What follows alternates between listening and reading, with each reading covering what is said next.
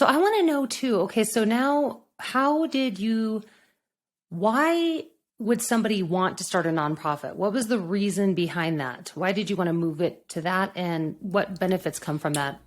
As I had no idea. Well, I wanted to keep it a nonprofit because, I wanted to move it into nonprofit, right? This just started as an idea and it was just kind of something I was running and it wasn't really official. And I was like, it needs funding, right? That's the thing. The program needs funding for it to be able to maintain integrity and provide quality services and be really smooth and grow, because I want to be able to grow this into more than what it is right now.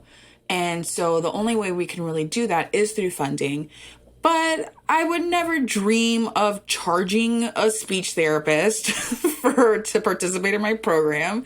And I would never, ever, ever dream of charging a family to participate in our program. Like, that's not the point of the program. So we kind of moved into, like, I sat on it for a while because I was like, how am I going to do this? And that's when, my board, I have a board, we talked about it and we're like, let's do the nonprofit. That way we can apply for grants and, we can So it opens doors. Having a nonprofit, you can qualify for grants or funding that you wouldn't have been able to otherwise. Exactly. Okay. And this program isn't for profit. Point blank. It's non-profit. It's not. We're still doing everything for free right now. I mean, as best as we can. I mean, it's definitely hard running a clinic and growing a clinic and then growing a program. It is very, very challenging. The speech therapist, it's like my right hand, Zidane. She helps me with the program. She works here in the clinic, and every time I'm like, hey, I have an idea. She's like, she's like, no. Let me sit down. Oh Lord, let me sit down real quick. She's like, you need to stop taking. Amanda, you and I have that in common. The producer, Jonathan, and I say, I had a thought. He says, sorry, I lost connection. Click. So you and I together would be dangerous. Yeah, I'm a dreamer, baby. Just dreaming up all these ideas. And sometimes people have to be like, come back to Earth.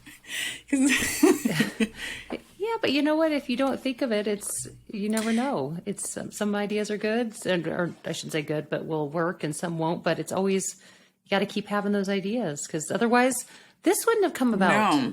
And it's not like everything was like, I've been planning this for years. This started in July, right? We started in July. So coming up on a year. Not even a year. It hasn't even been a year that we've been doing this. Yeah. Jen, you were in the first round of parents. You saw I was a little choppy coming in. Yeah. Yeah, but you know what? You know what I love that you all did, which I think is so important when doing anything with international groups. And I've worked with Spanish-speaking families for most of my career, and I love that it wasn't, there was, we're going to learn about their culture, their thought process, their beliefs, what's important to them.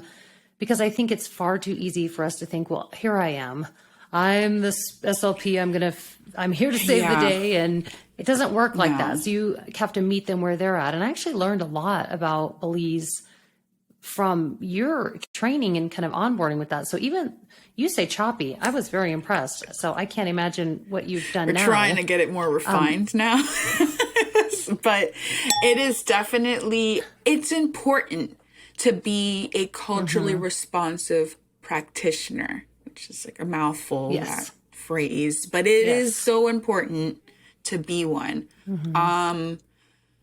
When I was in grad school, we took a cultural diversity, multicultural was a class, multiculturalism. It was one of our required courses. And I had my professor there. She was amazing, Dr. Brea Spahn.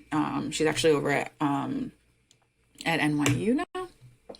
And she started that thought process for me. And she actually consulted with me on developing the cultural responsive practices self-study that I make everyone do before they start working, because I need you to start looking at yourself. And the funny thing is that this program is not meant for the parent just to learn. It's meant for the clinician to also learn. It's meant for the clinician to take what they're learning and apply it into their practice, and just become a better clinician, because it is not easy, which is why we do like our interviewing. We can't accept everyone. We make sure you have to have some experience, because this is like, it's really hard to come in as a novice and be able to really understand and do this. And I mean, I love CFs. CFs are passionate. They're amazing, but you got to have a little bit of experience to come in and understand,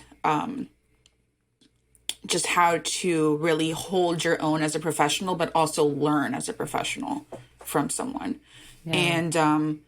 And that's why we thought it was really important to include that aspect into the program from the beginning, not to wait and, come into this meeting. No, it's like a requirement. You have to do this. You have to look at yourself. I need you to read ASHA articles and do self-surveys and, watch videos and do courses and really take a minute to process who you are as a person